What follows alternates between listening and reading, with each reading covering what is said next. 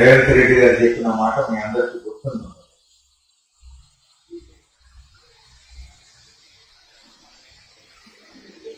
వృద్ధాప్యంలో తల్లిదండ్రులను పిల్లలు పట్టించుకోవట్లేరు, బాధ్యతారహితంగా వ్యవహరిస్తున్నారు. ఇది అన్యాయం. అందుకని వృద్ధాప్యంలో తల్లిదండ్రులను చూసుకునే విధంగా చట్టం చేస్తాం.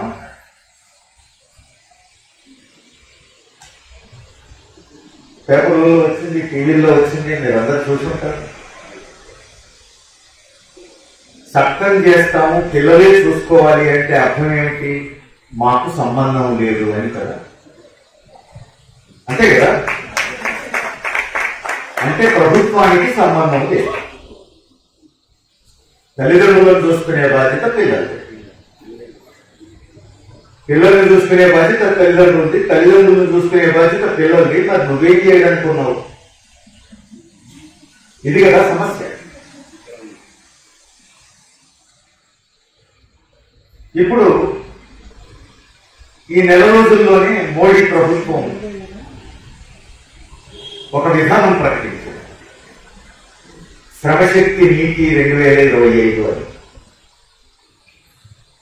ఇప్పుడు మీరందరూ ఏమంటున్నారు? జీవితకాలం మనం ఈ సమాజం కోసం కష్టపడి పనిచేసినాం, మన చెమటొచ్చి ఈ సమాజానికి సేవ చేసినాం. మరి వృద్ధాప్యంలో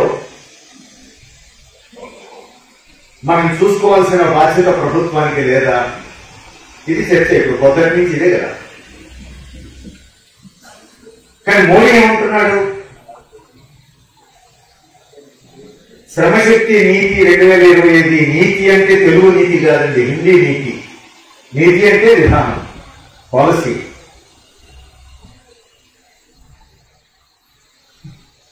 శ్రమను గురించిన భారతీయ భావన భిన్నమైంది అంటున్నాడు.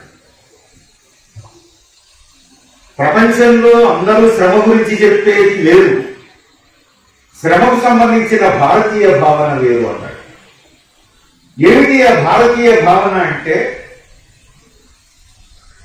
శ్రమను భారతీయ శ్రామికులు కేవలం వేతనం దృష్టితో మాత్రమే చూడరు అన్నాడు, కేవలం డబ్బు దృష్టితో మాత్రమే చూడరు అన్నాడు.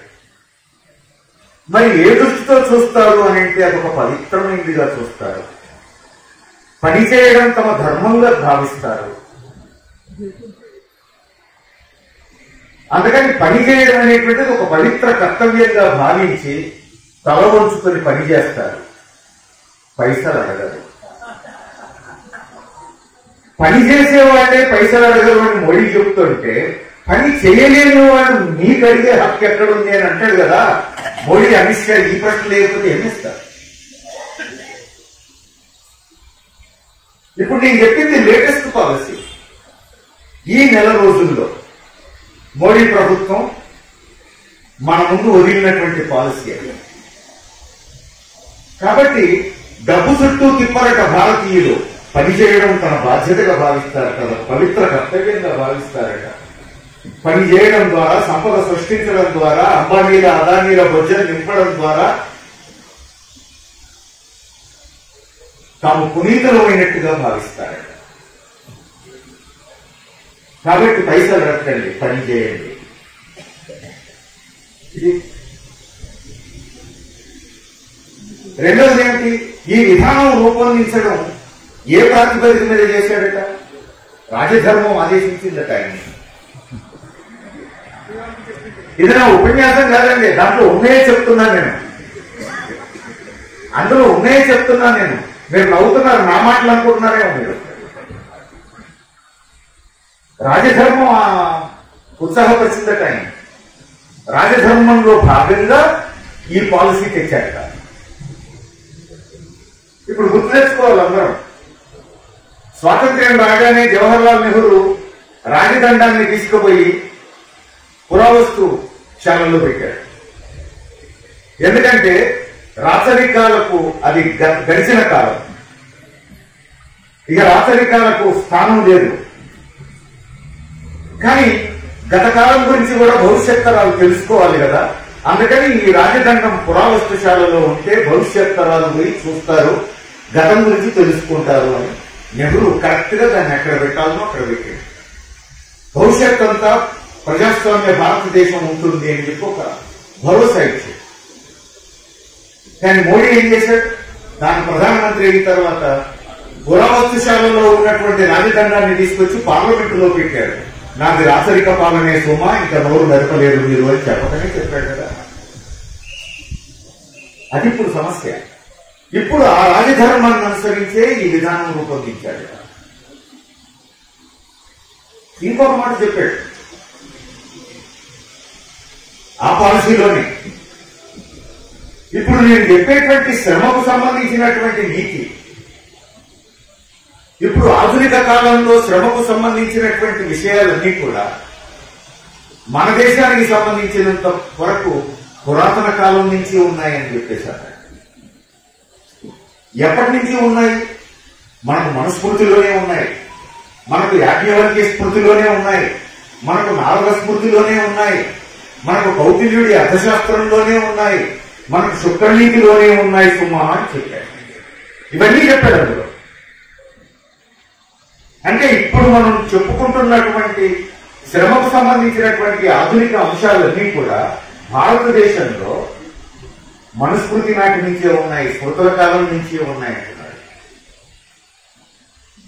ఇప్పుడు దీని నుంచి మనం ఏం చేయమంటున్నాడు?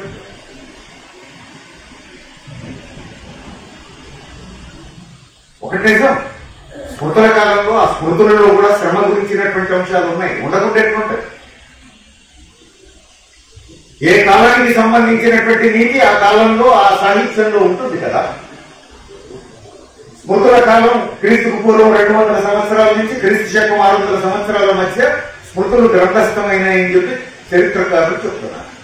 అందులో మనుస్మృతి క్రీస్తు శకం 200 సంవత్సరాల నుంచి క్రీస్తు శకం 600 సంవత్సరాల మధ్య గ్రంథస్థమైంది అని చెప్తున్నారు. ఎస్, ఆ కాలంలో ఉన్నటువంటి శ్రమ సంబంధాల గురించి నీకు మనుస్మృతిలో ఉంటుంది కదా. కాబట్టి ఇప్పుడు మనుస్మృతిలో ఉన్నాయన్నీ క్రీస్తు శకం 200 సంవత్సరం నుంచి 600 సంవత్సరాల మధ్య అమల్లో ఉన్నటువంటి విధానం. ఆనాటికి ఎడ్లబండి కూడా ఉండి ఉండదు, ఎడ్లబండి కూడా ఉండి ఉండదు ఆనాటికి. భూస్వామ్య వ్యవస్థ స్థిరపడుతున్న కాలం. ఆ కాలంలో ఉన్నటువంటి శ్రమ సంబంధాలను 21వ శతాబ్దంలో ఆర్టిఫిషియల్ ఇంటెలిజెన్స్ అమలు జరిపేటువంటి కాలంలో చెప్తే న్యాయమా? ఇప్పుడున్నటువంటి శ్రామికులు అప్పటి విధానాలను అనుసరించాలి అని చెప్తున్నారు. కానీ అంబానీలకు అదానీలకు మరి ఏం చెప్తున్నాడు? వాళ్ళకు ఇదే చెప్తున్నాడా? వాళ్ళకి చెప్పట్లేదు. వాళ్ళకేం చెప్తున్నాడు? శాస్త్ర సాంకేతిక పరిజ్ఞానం 3 పువ్వుల కాయలుగా అభివృద్ధి చెందుతున్నది. ఇప్పుడు ఆర్టిఫిషియల్ ఇంటెలిజెన్స్ స్టేజ్కి వచ్చాం మనం. ఇప్పుడు నా దేశము నా ప్రాంతం ముడుచుకొని కూర్చుంటే లాభం లేదు. ఇప్పుడు విశ్వవ్యాప్తంగా మనం ఆలోచించాలి, ప్రపంచమంతా మనం ఆలోచించాలి. ప్రపంచవ్యాప్త బంధాల్లో మనం ఒక భాగం. కాబట్టి ఆధునిక శాస్త్ర సాంకేతిక పరిజ్ఞానాన్ని ఉపయోగించి ఉత్పత్తిని ఇప్పటి ముప్పటిగా పెంచడానికి వీలుగా ఇప్పటి విధానాలు ఉండాలి అన్నాడు. అంటే అంబానీలకు అదానీల కోసం మాత్రం ఈ ఆధునిక విధానాలు ఉండాలి అంటున్నాడు. కార్మికులకు మాత్రం మనుధర్మశాస్త్రం నాటి విధానాలు అమలు జరగాలి అంటున్నాడు. అంటే కార్మికులు తల వంచుకొని చేతులు కట్టుకొని తలెత్తకుండా పనిచేయాలి, పెట్టుబడిదారులు బొజ్జలు నింపుకుంటూ కాలు మీద కాలేసుకొని కూర్చోవాలి అని చెప్తున్నాడు. మరి ఎక్కడి న్యాయం? మరి వాళ్ళకు కూడా ఆదిత్య ఉండాలి కదా. అంటే సంస్కృతి పేరుతో, సంప్రదాయం పేరుతో 143 కోట్ల మంది ప్రజలను మోసగించి అంబానీలకు అదానీలకు పాదసేవ చేస్తున్నారు మోడీ ప్రభుత్వం. ఇది ఈ రోజు ఉన్నటువంటి దారుణం.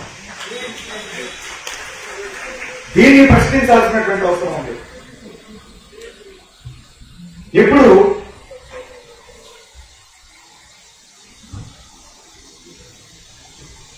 మరొక అంశం, కౌటిల్యుని అర్థశాస్త్రం గురించి కూడా చెప్పాడు. అందులో ఏం చెప్పాడు? కౌటిల్యుడు ఏం చెప్పాడు? లాభార్జన కోసం ఉత్పత్తి చేసేవాళ్ళు ఏం చెప్పినా అది మంచిదే అయి ఉంటుంది. ఇది కౌటిల్యుడి నీతి.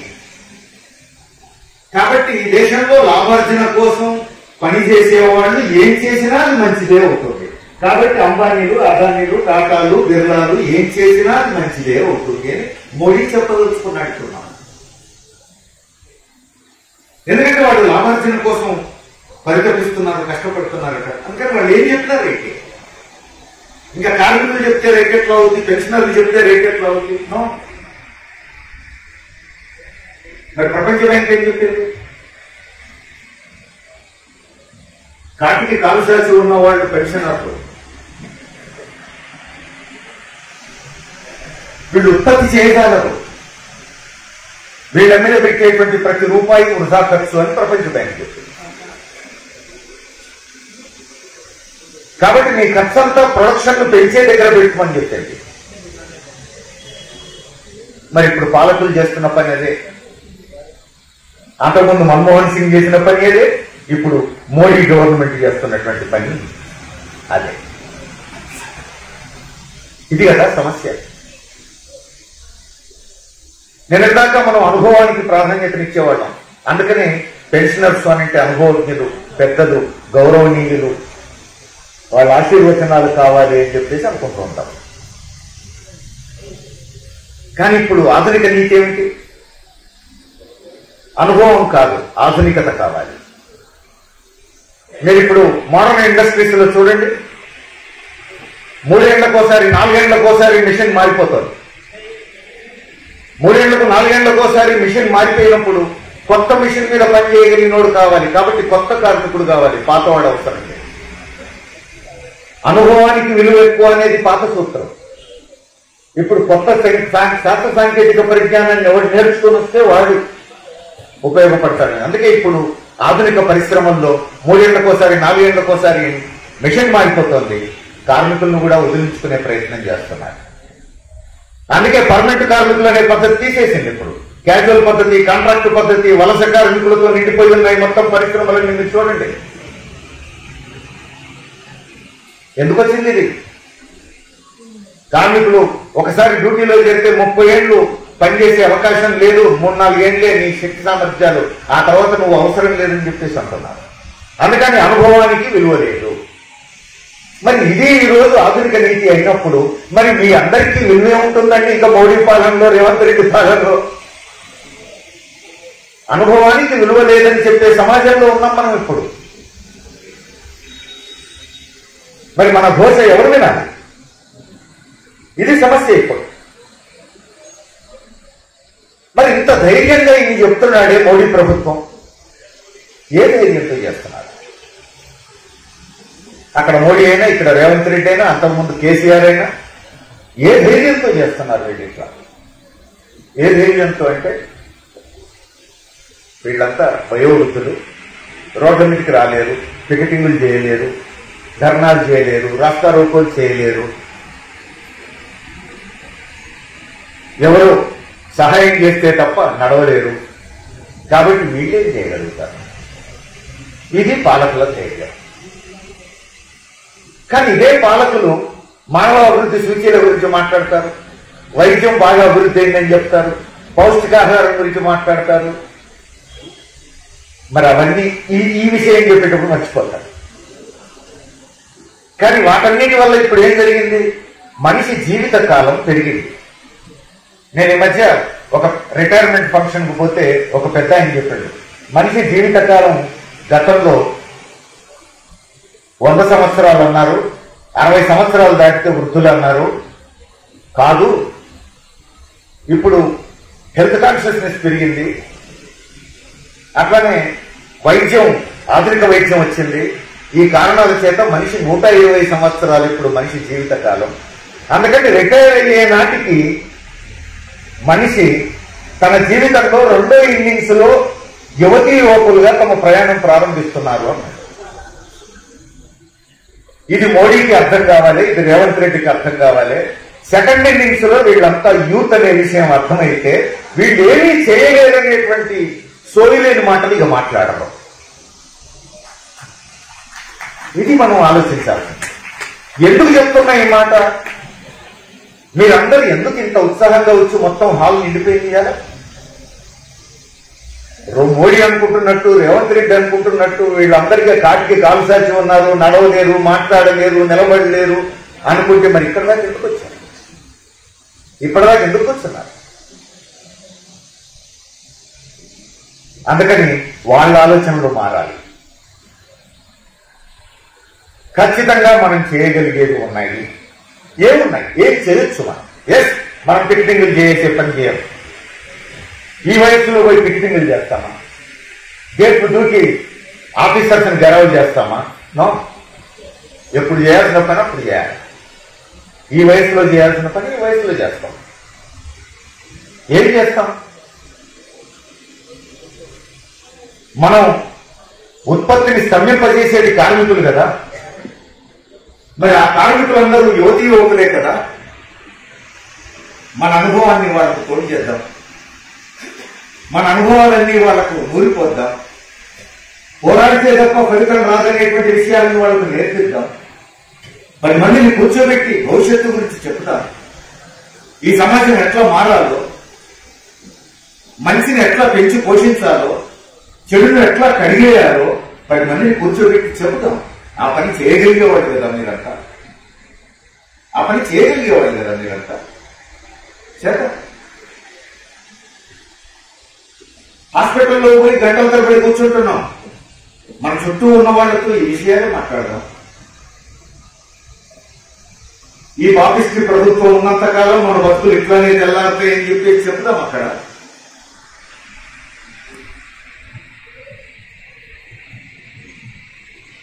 రేషన్ షాప్ దగ్గరికి పోయి నిలబడుతున్నాం అరగంట గంట.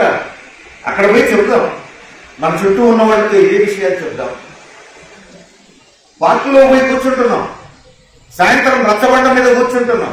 చుట్టూ 10 మంది చేరుతున్నారు. చెప్తాం వాళ్ళందరికీ. ఈ ప్రభుత్వం మారాలి, ఈ మనుషులు లాభం లేదు, ఈ వ్యవస్థ లాభం లేదు, మంచి రోజుల కోసం మనం కదలాలని చెప్పేసి చెప్తున్నాం. రోజు మనం మాట్లాడుతున్నాం కదా, కామ్గా కూర్చోట్లేం కదా. కానీ ఈ మాటలు మాట్లాడడం, హాస్పిటల్లో గంటల తరబడి గడుపుతాం, లేకపోతే రచ్చబండ మీద గడుపుతాం, లేకపోతే పార్కులో గడుపుతాం గంటల తరబడి. ఆ గంటల తరబడి మనం గడిపేటువంటి చోట మనం ఈ వాస్తవాలు మాట్లాడడం, ఇవన్నీ మనం చేయగలిగేటువంటి పనులు, ఖచ్చితంగా చేయగలిగే పనులు. ఏ ధైర్యంతో చేయాలి? మన వయస్సు రోజు రోజుకు పెరుగుతుంది కదా. ఏ ధైర్యంతో చేయాలి? ఎందుకు చేయాలి పని అంటే పక్కన మరో సమాజం ఉంది, మరో ప్రపంచం ఉంది, కనబడుతోంది ఇప్పుడు మనకు మరో ప్రపంచం. అది కలగాలి, అది నిజం. చూస్తున్నాం మనం. మీరు గూగుల్లో కొట్టండి మీరు వృద్ధుల గురించి బాధ్యత తీసుకునేటువంటి ప్రభుత్వాలు ఏవి అని గూగుల్లో మీరు కొట్టండి. సోషలిస్ట్ దేశాలు అని సమాధానం వస్తుంది మీకు. ఒక చైనా ఉంది, ఒక వియత్నాం ఉంది, ఒక క్యూబా ఉంది, ఒక ఉత్తర కొరియా ఉంది, ఒక లావోస్ ఉంది, ఎర్రజెండా రాజ్యాలు ఉన్నాయి. నేను చెప్పడం కాదు, గూగుల్ చెప్తాను. మీరు గూగుల్లో కొట్టండి, ఈ సమాధానం వస్తుంది. వాళ్ళు ఏమంటున్నారు? వృద్ధులను గురించి చూసుకోవాల్సిన బాధ్యత సమాజానికి ఏం చెప్తుంది గవర్నమెంట్. అందుకు చట్టాలు చేస్తారు. వాళ్ళు పని చేయరు కదా, వాళ్ళు ఉత్పత్తి చేయరు కదా. ఇది అన్యాయం అని చెప్తారు. ఇది బాధ్యత రహిత్యం అని చెప్తున్నాయి ఆ ప్రభుత్వాలు. ఏమంటున్నాయి?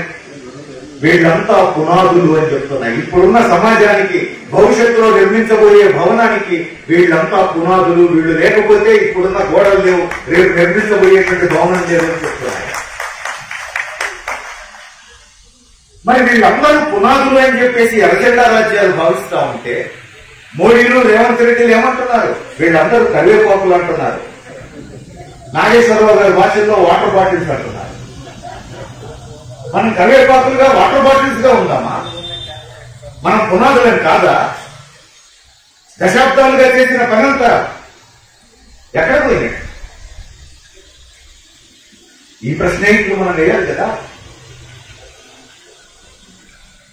సాయంత్రం పూట కూర్చున్నప్పుడు నలుగురితో మాట్లాడేటప్పుడు ఇదే కదా మనం మాట్లాడాల్సి. అందుకని మనం కరివేపాకులకు కాదు సుమా జాగ్రత్త అని చెప్పాల్సినటువంటి అవసరం ఉన్నది. ఇప్పుడు కొత్తగా వచ్చేటువంటి పెన్షన్ విధానంలో పెన్షనర్స్ మీద పెట్టేటువంటి ఖర్చు అంతా వేస్ట్ అని చెప్పేసి చేశారు. వేస్ట్ ఇది దుబారా అయితే ఖచ్చితంగా పక్కన పెట్టాల్సింది. దుబారా అయితే ఖచ్చితంగా పక్కన పెట్టాల్సింది అవసరం లేదు. కానీ మోడీ గారికి కుడియమ్మ భుజాలుగా అంబానీలు అదానీలు ఉన్నారే. అంబానీ కొడుకు పెళ్లి చేసిండు. ఎంత ఖర్చు పెట్టిండో తెలుసా మీకు? ఎవరిని చెప్పగలరు? ఇందులో 5,000 కోట్లు ఖర్చు పెట్టాడు. 5,000 కోట్లు పెడితే ఒక పెద్ద కంపెనీ పెట్టొచ్చు, 2,000 మందికి ఉద్యోగాలు ఇవ్వచ్చు. అత్యంత ఆధునికమైనటువంటి కంపెనీ పెట్టి 5,000 కోట్లు ఒక పెళ్లికి ఖర్చు పెడితే ఇది దుబారానా లేకపోతే గొప్పతనమా? కష్టపడి సంపాదించేటోడు ఎవరైనా ఇంత ఖర్చు పెడతాడంటే పెళ్లికి? మంది సొమ్ము తిన్నవాడు మాత్రమే పెడతాడు, డబ్బు విలువ తెలవని వాడు మాత్రమే పెడతాడు కదా ఇంత ఖర్చు. ఎట్లా అయిందండి 5,000 కోట్లు కనిపించవచ్చు? పెళ్లి కొడుకు ఉంగరం ఎంతో తెలుసా? 9 కోట్లు. పెళ్లి కొడుకు చేతి గడియారం ఖర్చు ఎంతో తెలుసా? 19 కోట్లు. ఏంటి మనకు కొడుకునే కోట్ల దగ్గర లేదు. కోట్ల రూపాయలు విలువ చేసే ఉంగరాలు, గడియారాలు ఏం దుబారా ఇది? ఇదంతా మోడీ రాజ్యంలోనే నడుస్తుంది కదా. ఈ దుబారా గురించి ఎవరు మాట్లాడండి. అంబానీకి ముంబైలో 25 అంతస్తుల భవనం, 15,000 కోట్ల రూపాయలు దానికి ఖర్చు. ఖరీదు 15,000 కోట్ల రూపాయలు. ఒంటిగాడండి పాపం, ఆయనకేమో పాపం. ఒంటిగాడికి ఆయన కాదు, ఒంటిగాడు ఈ అంబానీ. సారీ, నేను పరకాయ ప్రవేశం చేసినట్టయితే నేను మోడీ గురించి వచ్చిన అంబానీ గురించి చెప్పేటప్పుడు. అంబానీ గురించి మన్మోహన్ సింగ్ ప్రధానిగా ఉన్నప్పుడు ఒక మాట అన్నాడు. అసలు 25 అంతస్తులు కట్టుకున్నాం, 15,000 కోట్ల రూపాయలు పెట్టి కట్టుకున్నాం అని ఎందుకు చెప్పుకుంటున్నాయా? పక్కనే మురికివాడలు ఉన్నాయి, జనం ఊకోరు అని చెప్పాడు మన్మోహన్ సింగ్ ప్రధానమంత్రిగా. చెప్పకండి, మీరు అనుభవిస్తున్నారు, అనుభవించండి, ఎందుకు చెప్తారన్నాడు. ఇప్పుడు మోడీ అయితే ఆ మాట కూడా 15,000 కోట్ల రూపాయలు. కుడియమ్మ భుజాల్లో ఇంకొక ఆయన అదాని ఉన్నాడు. ఢిల్లీలో ఆయన భవనం 1,000 కోట్ల రూపాయలు. ఆయన పక్క భవనం కాదనుకో, ఇంకా గుజరాత్ లో ఉంది, ఇంకెక్కడెక్కడ ఉన్నాయి తర్వాత. ఢిల్లీలో ఉన్నది 1,000 కోట్లు. మరి దీన్ని దుబారా అందామా లేకపోతే ఏమంటారు? వీళ్ళ సంగతి పక్కన పెడతాం. ఇప్పుడు మోడీ దగ్గర పడతాం. మోడీ ఒంటిగాడు పాపం, ఆయనకే ఉంది అని మాట్లాడతారు. సన్యాసితో సమానం అన్నట్టు మాట్లాడతారు ఈ ఆర్ఎస్ఎస్ వాళ్ళు. ఇప్పుడు మోడీ ప్రధానమంత్రిగా ఉండేటువంటి భవనం కొత్త కట్టుకున్నాడు. మోడీ ప్రధానమంత్రి అయిన తర్వాత దాని విలువ ఎంతో తెలుసా? 465 కోట్లు. 465 కోట్ల రూపాయలు విలువ చేసే భవనం హైదరాబాద్ ఉందా? నాకు తెలియదు. అవసరమా? ఒక వ్యక్తికి 465 కోట్ల రూపాయల భవనం అవసరమా? మరి ఒంటిగానే అంటున్నారు. అంతేకాదు, పండక్కి పబ్బానికి మీరు వేసుకుంటే మంచి బట్టలు వేసుకుంటే ఎంతైతే అండి? మంచి సూట్ వేసుకుంటే, ఈ మహిళలు మంచి పట్టు పీతాంబరం పెట్టుకుంటే ఎంతైతే అండి? మోడీ పండుగ వేసుకునేటువంటి బట్టలు 10 లక్షలు. 10 లక్షలు. ఈ ప్రపంచంలో ఏ దేశాధ్యక్షుడు 10 లక్షల రూపాయలు విలువ చేసే సూట్ వేసుకోవడం నేను ఇంతవరకు వినలేదు. దేశంలో ఇంత ఆర్థిక అసమానతలు ఉన్న దేశంలో మోడీ ఇట్లాంటి బట్టలు వేసుకొని పింగురంగాన్ని తిరుగుతూ కనీసం సిగ్గుపడట్లేదు. ఇవన్నీ దుబారా అందామా, గొప్ప పనులు అందామా? ఇంత దుబారా చేస్తున్న వీళ్ళు దశాబ్దాల తరబడి ఈ సమాజం కోసం, ఈ దేశం కోసం సేవ చేసి, చాకరీ చేసి రిటైర్ అయినటువంటి వీళ్ళందరినీ, వీళ్లతో ఉత్పత్తి ఉంది, వీళ్లతో పనే ఉంది, వీళ్లతో సమాజానికి ఒరిగేదే ఉంది, వీళ్ళ మీద పెట్టేటువంటి ప్రతి రూపాయి ఖర్చు వృధా అని మాట్లాడటం అంటే ఎంత బాధ్యతారహితమైన మాట, ఎంత బాధ్యతారహితమైన మాట అది. నువ్వు పత్తిత్తు అయితే చాలా విషయాలు మాట్లాడే అర్హత నీకు ఉంటుంది. నువ్వు ఇంత దుర్మార్గంగా, ఇంత దారుణంగా దుబారా చేస్తూ ఇట్లాంటి మాటలు మాట్లాడితే మనకు రక్తం ఉడకదా? ఉడుకుతుందా లేదా? ఎందుకు భరిస్తాం మనం? ఇది కూడా మనం దృష్టిలో పెట్టుకోవాల్సినటువంటి అవసరం ఉన్నది. ఇప్పుడు ప్రభుత్వానికి ఒక ధైర్యం ఏంటంటే ఇదంతా వయోవృద్ధులు కదా, వీళ్ళందరూ ఒకప్పుడు సోవియట్ యూనియన్ గురించి చూసేవాళ్ళు, ఇప్పుడు చైనా గురించి కూడా చూస్తుండొచ్చు, ఎర్రజెండా గురించి చూస్తుండొచ్చు, సోషలిజం గురించి చెప్తుండొచ్చు. ఇదంతా వృద్ధులకు సంబంధించింది గతం. నేను ఆహ్వానిస్తున్నది యువతని, ఆర్టిఫిషియల్ ఇంటెలిజెన్స్ తో పనిచేయిస్తున్నటువంటి యువతని. అందుకని ఆ యువత ఈ ఎర్రజెండా వైపే చూడదు, ఈ ఛాయల వైపే చూడదు. కాబట్టి ఇదంతా గతించిపోయింది, వీళ్ళు ఏమైపోతే నాకేంది అని చెప్పేసి మోడీ అనుకుంటున్నారు.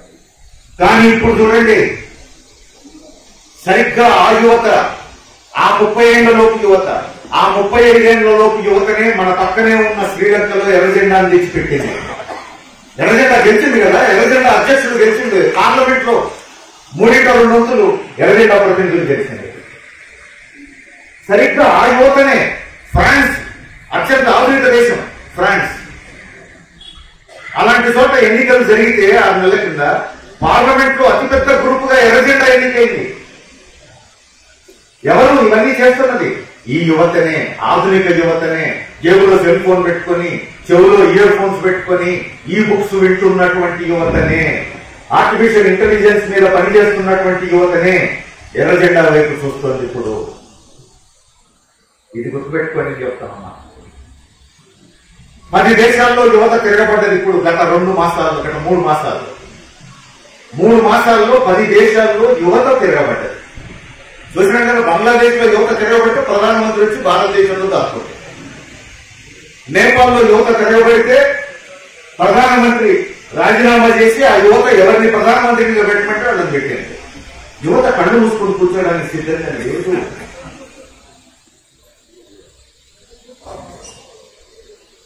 నిప్పులొక్కన కోతి లెక్క ఎగురుతున్నటువంటి ట్రంప్ పరిస్థితి ఏంటండి? అమెరికా నడిబొట్టున న్యూయార్క్ లో ఎన్నికలు జరిగితే మమ్దాని మేయర్ అభ్యర్థిగా డెమోక్రటిక్ పార్టీ అభ్యర్థి అయ్యాడు అనగానే వాడు కమ్యూనిస్టు అని కోటేయకండి, వాడు గెలిస్తే న్యూయార్క్ డెవలప్ కాదు, నేను డబ్బులు ఇవ్వమన్నాడు.